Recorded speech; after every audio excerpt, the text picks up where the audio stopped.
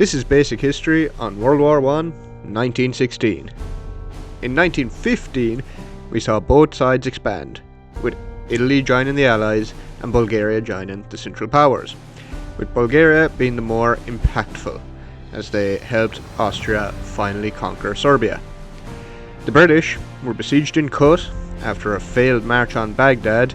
The Italians were busy planning the 1000th Battle of the Isonzo, while the Russians had successfully pulled off their great retreat, but only at great cost. And in the west, both sides continued to pummel each other across no man's land. Going to Mesopotamia first, where the British and Indian troops under General Townsend were under siege in Kut by the Ottoman Empire.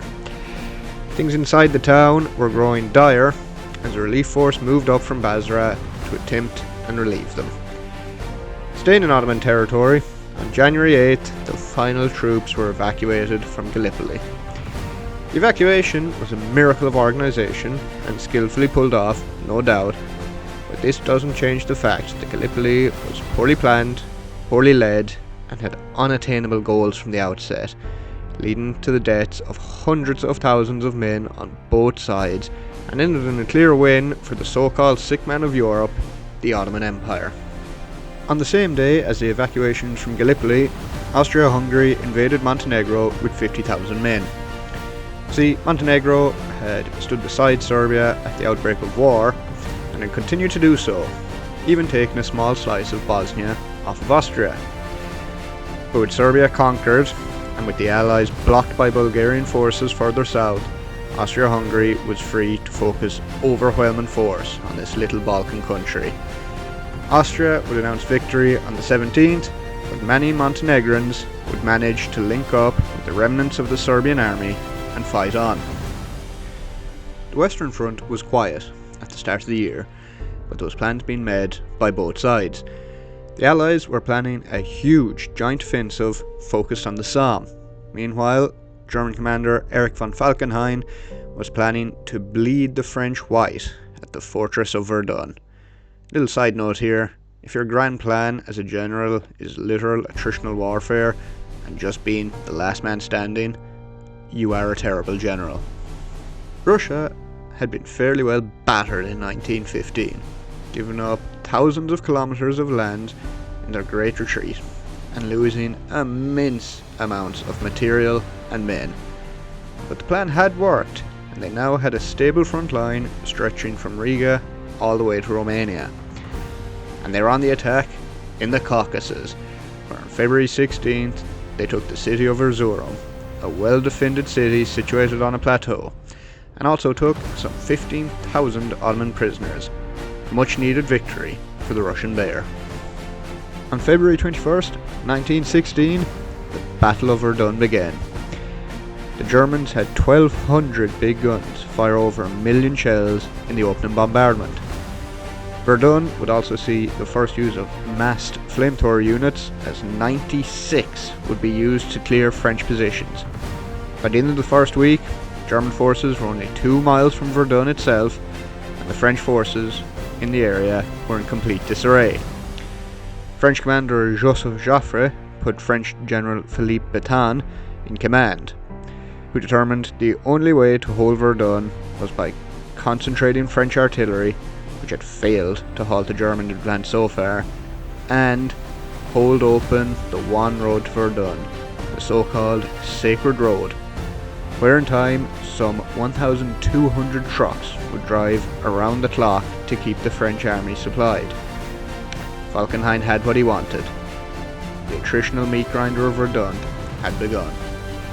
On March 1st, Germany declared that any ship of any kind that belonged to the enemy and was armed would be a target. This infuriated neutral countries who often had citizens on these ships. Portugal seized 36 German and Austrian ships in response, and so on March 9th, Germany declared war on Portugal. And the war expanded a little more, as Portugal sent troops to the Western Front and began fighting in Africa. About 12,000 Portuguese troops would die during the war. On March 11th, the 5th Battle of the Isonzo began, with a large artillery barrage. This was done to try and support the French at Verdun, but it failed, with 13,000 Italian casualties. This was a new-look Italian army from the one in 1915 though, as steel helmets, heavy overcoats, proper boots and working wire cutters were now reaching the troops, bringing them on par with their Austrian counterparts. During the month of March, all along the line in the Eastern Front, the Russians launched massive, poorly planned and uncoordinated attacks in an attempt to claim the high ground before the spring rains came in. None of these attacks would succeed, and Russia would take massive casualties. In Verdun, by April, there were over 150,000 casualties on both sides. Despite initial German gains, the lines had stabilised around the French second line, as French artillery and machine gun fire decimated any German advance.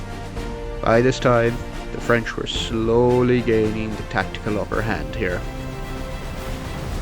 Between the 31st of March and the 5th of April, there was a near constant Zeppelin raid on Britain, with almost 100 civilians being killed. And on April 4th, a massive air battle took place in Italy, with over 100 planes on both sides. The air war continues to grow in intensity. The Russians had continued their push in Anatolia, and by early April were closing in on the important city of Trebizond. Meanwhile, they also continued to throw men away all along the Eastern Front for no gain at all. At the Battle of Lake Narok alone, they suffered 110,000 casualties compared to just 20,000 German. On April 24th, the Easter Rising began in Ireland.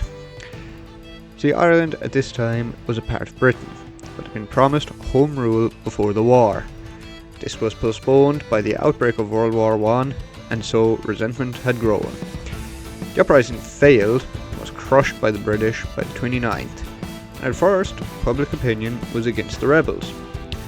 British heavy-handedness in the aftermath and the execution of the rebel leaders quickly changed this, and public anger towards British rule would continue to grow in Ireland throughout the war. On April 26th, the Sykes-Picot Agreement was signed. This was a secret agreement between Britain and France to divvy up the Middle East after the war. France would get Lebanon and be masters of a quote-unquote free Arab state in Syria, while Britain would take most of Iraq, with Palestine would be under joint British, French and Russian control. This secret pact between two colonial and imperial powers would have no dire consequences for the people of this region, who were given no say in how their lands would be governed or even formed. Interesting side note, ISIS, yes, that ISIS, would have dismantling the effects of Sykes-Picot as one of their main objectives. So yeah, good work all around there. On April 29th, the British Army besieging Kut finally surrendered to Ottoman forces.